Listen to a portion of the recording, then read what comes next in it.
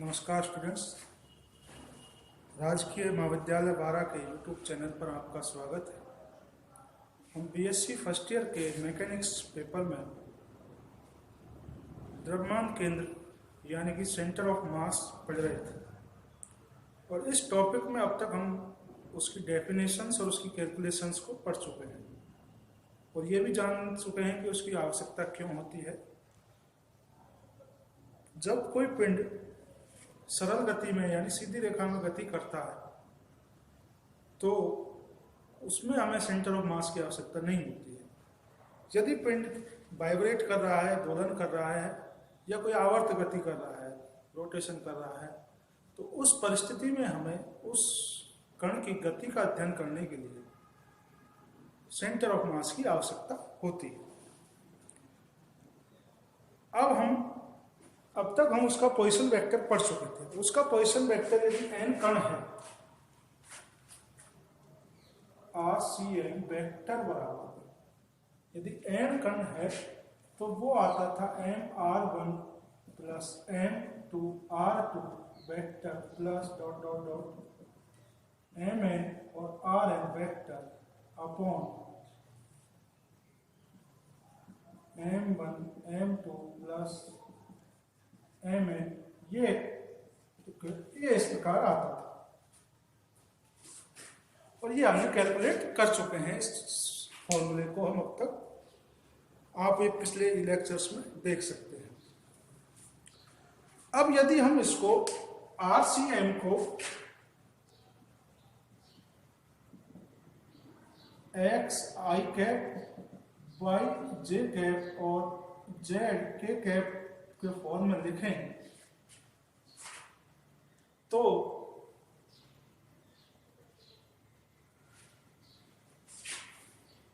x बराबर हमारे पास आएगा m1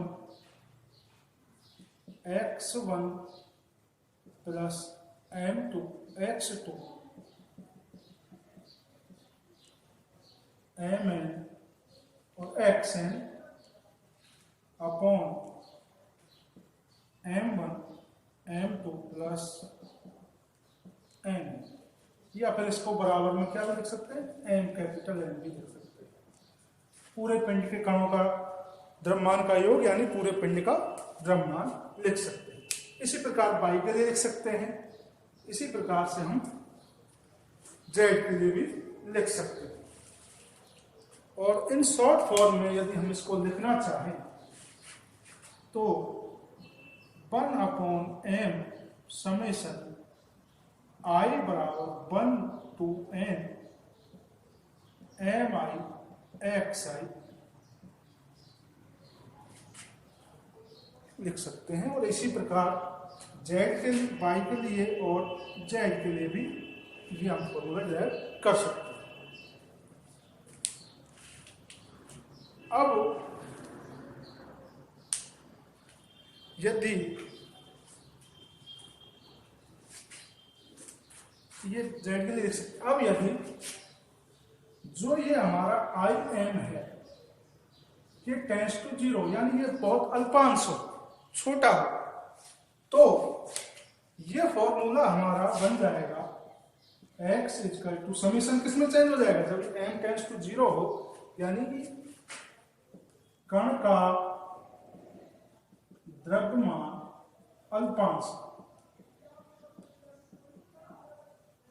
तो x कन्वर्ट टू समेशन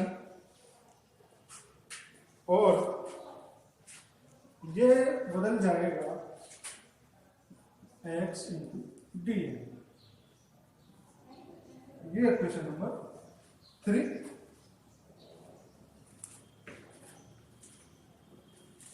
इसी प्रकार y के लिए लिख सकते हैं 1/कैपिटल N, ये कैपिटल N है, y dn z equal to m और z dn, ये क्वेश्चन नंबर 3। और इनके कंपैरिजन में सबको लिखें तो RCM बराबर 1/RD।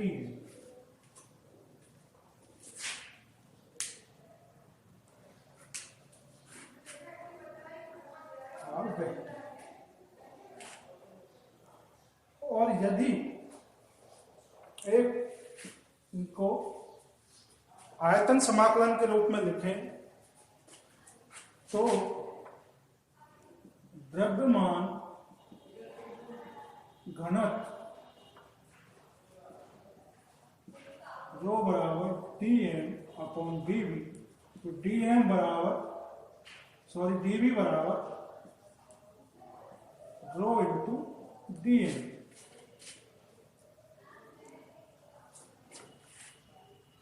dm बराबर रो इंटू dv। ये हम यहां इसको रखें, dm की वैल्यू यहां रखें तो RCM is equal to 1/m integration R vector into dv। और ये कांस्टेंट वैल्यू है तो इसको बाहर लिख सकते हैं R dv। ये इक्वेशन नंबर 4। तो ये फॉर्मूला आपका समीशन फॉर्म में है, इंटीग्रेशन फोर्स में है। इसमें मास इंटीग्रेशन लगा है, इसमें वॉल्यूम इंटीग्रेशन लगा है। तो आप ये द्रव्यमान केंद्र के तीनों टाइप के फॉर्मूले आपको यहां लिखने को है। आप उनका स्क्रीनशॉट ले लीजिए।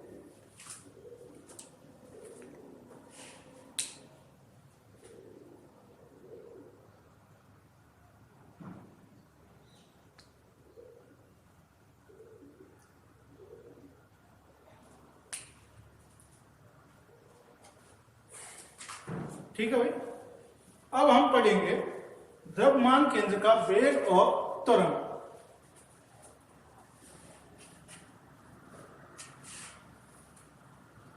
द्रव्यमान केंद्र का वेग और त्वरण। तो यहां लिखते हैं द्रव्यमान केंद्र का वेग। यहां से ये क्या बन गया, MRCM वेक्टर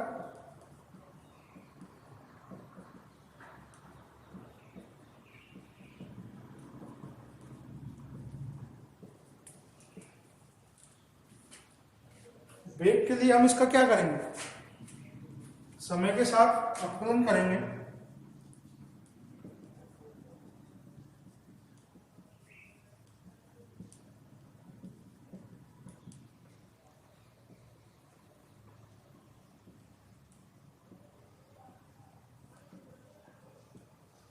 dt बराबर m1 vector dt m2 dt plus mn dt।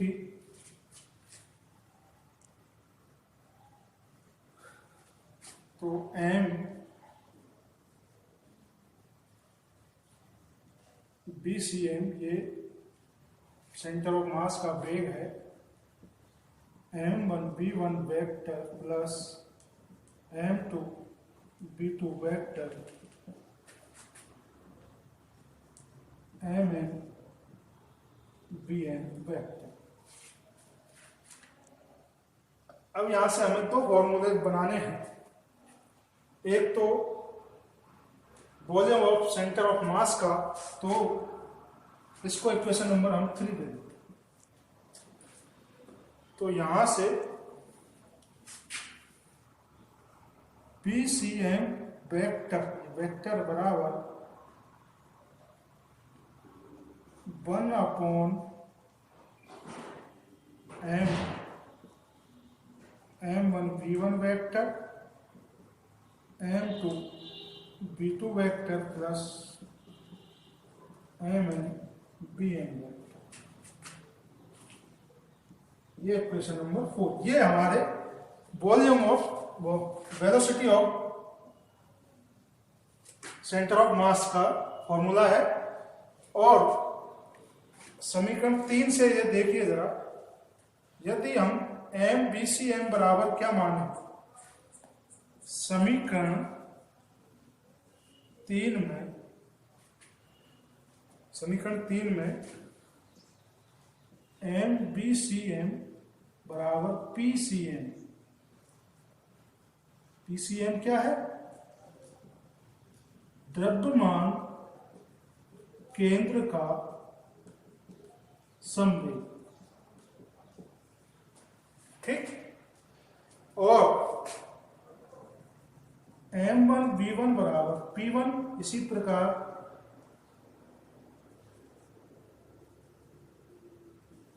m2 v2 बराबर p2, और इसी प्रकार mn bn बराबर pn हो। तो ये सारी वैल्यू इसमें रखेंगे हम,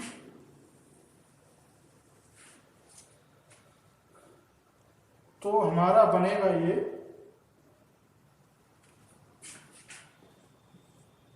PCM बराबर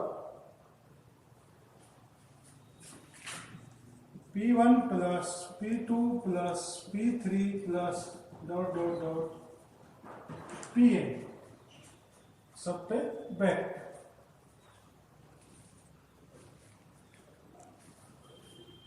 ये इक्वेशन नंबर हमारा 5। अब इक्वेशन नंबर 4 तो हमें बता रहा है द्रव्यमान केंद्र का वेग, तथा इक्वेशन नंबर 5 हमें बता रहा है द्रव्यमान केंद्र का संवेग, और उसका संवेग सभी कणों के संवेग के योग के बराबर होता है।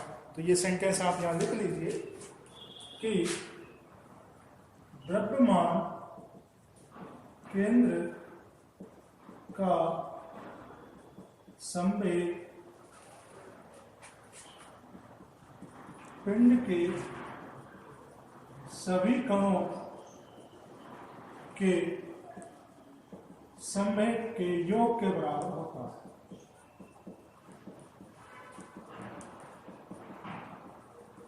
ठीक। अब हम यहां से निकालते हैं त्वरण। अगला जो टॉपिक है हमारा द्रव्यमान केंद्र का त्वरण, हम यहां से निकालते हैं। द्रव्यमान केंद्र का त्वरण हम निकालें तो हम समीकरण 3 का फिर से क्या करेंगे, वेग का क्या करेंगे, समीकरण 3 का समय के सापेक्ष अवकलन करिए जरा। तो M B C M vector D T upon D T D B C upon plus m1 b1 vector upon dt plus m2 b2 vector upon dt plus dot dot dot mn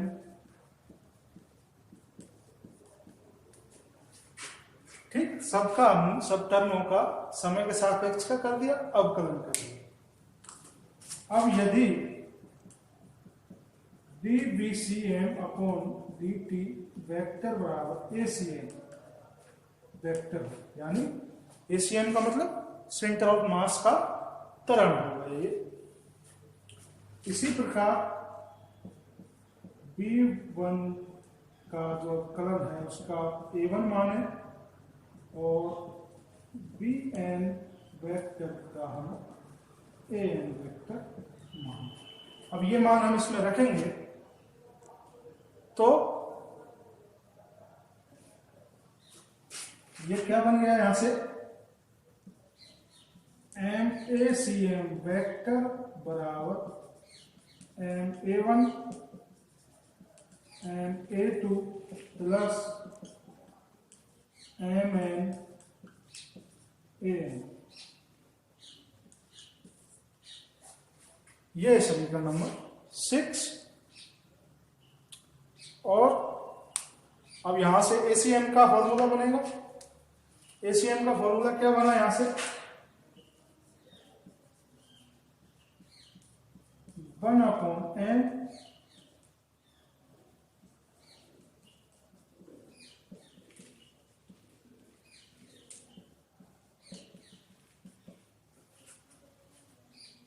और M N A N vector, या फिर इसको summation form में लिख सकते हैं कि summation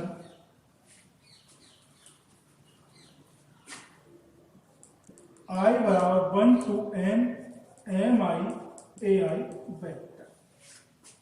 ये एक हमारा द्रव्यमान केंद्र के त्वरण का फॉर्मूला है। ये यहां पर अब इसमें यहां से हम फोर्स भी कैलकुलेट कर सकते हैं। एम ए बराबर क्या होता है, फोर्स होता है यदि एम ए सी एम बराबर कैपिटल एफ माने, या एफ सी एम कर दो, और एम वन ए वन बराबर एफ वन इसका two N N A N बराबर एफ एन हो, तो यहां से एफ सी एम बराबर F one plus F to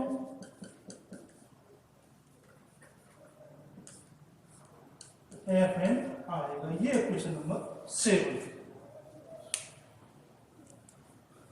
तो अब इस आज के ई लेक्चर में हमने जो चीजें पढ़ी है,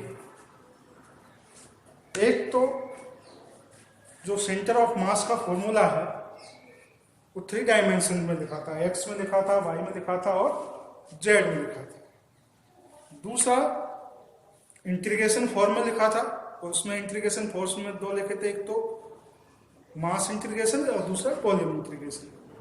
उसके बाद सेंटर ऑफ मास का जो फॉर्मूला है उसके जरिए हमने velocity of centre of mass का फॉर्मूला निकाला था, जो भी क्वेश्चन नंबर 3 और 4 में हमें आता है।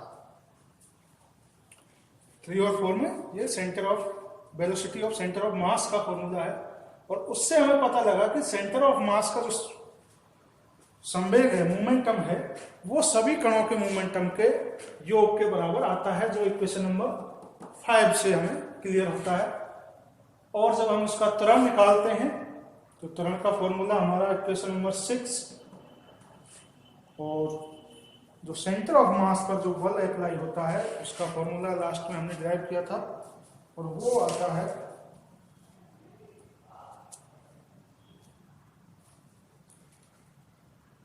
बल।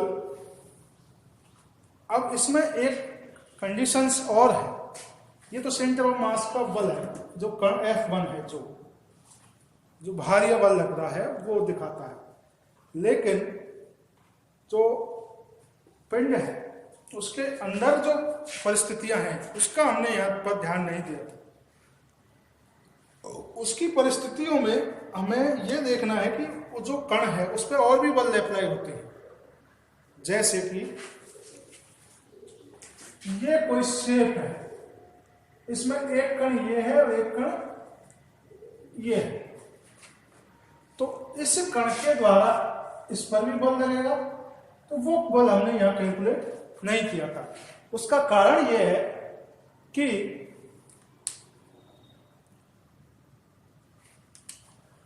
ये जो बल है ये इस पहले वाले कण से दूसरे वाले कण पर लग रहा है, यानी कि इसको हम नाम दें F12। अब उसी प्रकार दूसरे वाले कण के द्वारा इस पे भी लगेगा और उसको हम कण दें, उसको नाम दें 21। यानी कि एक दूसरे पर जो बल लगेगा वो बल आपस में बराबर होगा और उसकी डायरेक्शन कैसी होगी, विपरीत होगी। यानी ये क्रिया का प्रतिक्रिया बल उत्पन्न होगा। पहले वाला दूसरे पर लगा रहा है उतना ही दूसरा वाला पहले पर लगा रहा है। तो अंदर के जो बल हैं वो हम इस कारण से कैलकुलेशन में शामिल नहीं करते हैं। ठीक है, तो अब यहां से अगला जो टॉपिक है हमारा यहाँ पर वो है कण की ऊर्जा या सेंटर ऑफ मास की गतिज ऊर्जा कैसे निकालते हैं उसका फॉर्मूला। और अब तक आपको यहाँ तक हम त्वरण से बल तक आ गए हैं। तो अब अगला जो टॉपिक है वो उसकी एनर्जी है, सेंटर ऑफ मास की एनर्जी, मोशन एनर्जी। ठीक है, कण गति कर रहा है तो उसकी एनर्जी क्या होगी। उम्मीद है अब तक के आपके जो टॉपिक हैं वो समझ में आए होंगे। कैलकुलेशन भी आसान है, ऐसी कोई टिपिकल कैलकुलेशन नहीं है। ठीक है, धन्यवाद।